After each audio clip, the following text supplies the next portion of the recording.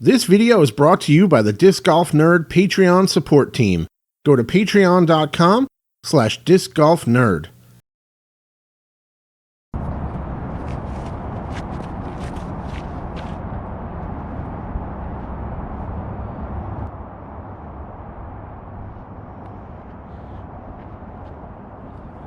Hello, welcome back to the channel. Today we're taking a look at the Innova Star Invictus, the Ricky two-time world champ Star Invictus by Innova. 10403 are the flight numbers on this disc. Now, I've fully reviewed the just stock version of this disc when it was first released, so you can find that video here on the channel. Also put it in the end screen, so I'm going to try not to touch on too much of that now. As far as I know, the mold has not changed at all, and it is just now being rebranded, restamped as the Ricky Invictus. And I thought it might be interesting to show this next to another disc from Innova while I have you here, which is the Star Starfire. This is the Val Jenkins four-time world champion Star Starfire, 10403 as well. So I have not actually thrown the Starfire, and this disc was a little bit controversial at the time it was released, so I kind of just grabbed one as a piece of disc golf history. Val ended up leaving Innova shortly after this. It was a little bit too little too late, and there's a lot of controversy about the fact that she had 4 world titles, no signature discs, and then they put this out, and I think it was already, kind of a little bit too little too late, and she ended up moving on to Discraft shortly thereafter. So I kind of grabbed this one as just a little snapshot in time piece of disc golf history, as it were, to throw in the collector's stash. But same flight numbers. Let's put them next to each other and see what we can see. There's definitely some differences here. Bear with me while I line them up. Always tricky to do. Come on, camera. Work with me here. There we go. Okay. I think you're getting a decent look at it now. It's always tricky to figure out where to put these in frame to get them lined up best without the perspective distortion like that. But that seems to be about right there. So you can see the Starfire has a definitely different shape to it. It's a little bit more squared off like a Firebird would be. Let's see if I can get any closer than that. See, that lead edge is more squared off, and the Invictus here, similar dome shape, I would say. Slight dome, maybe a little bit more to the Starfire.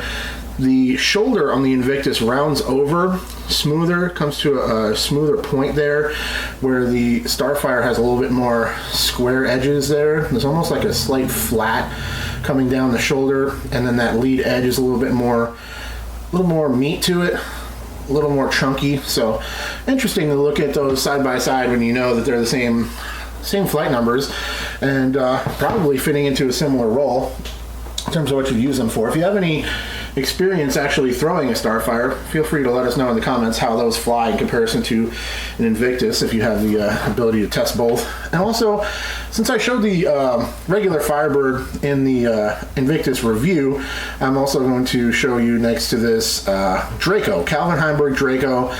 Quantum Draco is basically like a variation on a Champion Firebird. It's not super flat top, not quite as mean, aggressively overstable, but still plenty overstable.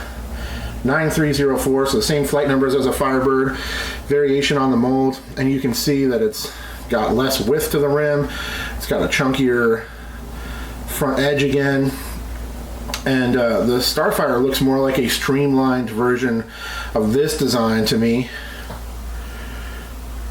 There you go. Hopefully you're getting a decent look at that. So the Draco is still really overstable. Basically a Firebird for all intents and purposes based on my testing. Not quite as overstable though as the flat top Champion Sake Bomb Firebird that I might be able to put into the video right around here for you to take a look at.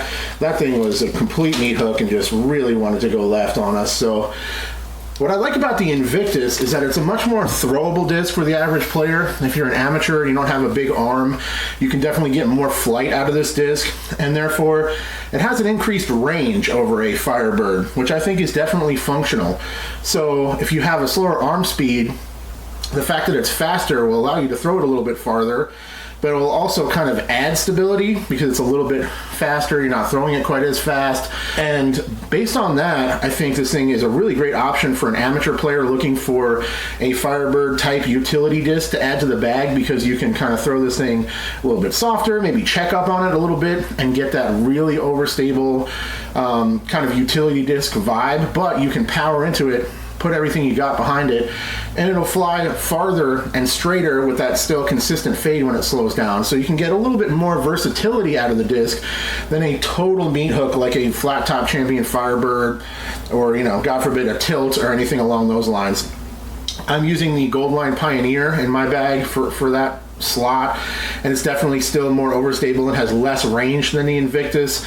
So I definitely think it's a good option for amateur players looking for a controllable, overstable disc that they know what it's going to do, but it's not quite as mean. It's a little bit more forgiving and will fly a little bit more than a Firebird might. And then for power players like Ricky, he can slam this thing on a backhand, you can throw it forehand, he can put pop behind it, and no, it's not going to get squirrely, it's not going to flip, but again, it's still going to get more distance and a straighter flight overall before the fade kicks in than something like a Firebird. Even a broken in Firebird is not going to have the speed of the Invictus, so it's still going to stretch out some extra distance even with similar stability. So that's a little addendum, extra add-on review of the Star Invictus for you guys who are looking for information about this disc. I figured I might as well.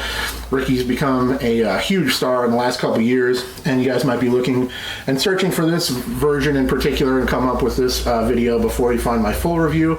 If you want more information about the disc, go over and check out my full review. It's going to pop up on the end screen here in just a second. Huge shout out to all of my friends, viewers, subscribers, the Patreon support team. You guys are amazing. I really appreciate all the support from all the angles. You guys are great. Thank you so much for watching. I'll talk to you later. Cheers.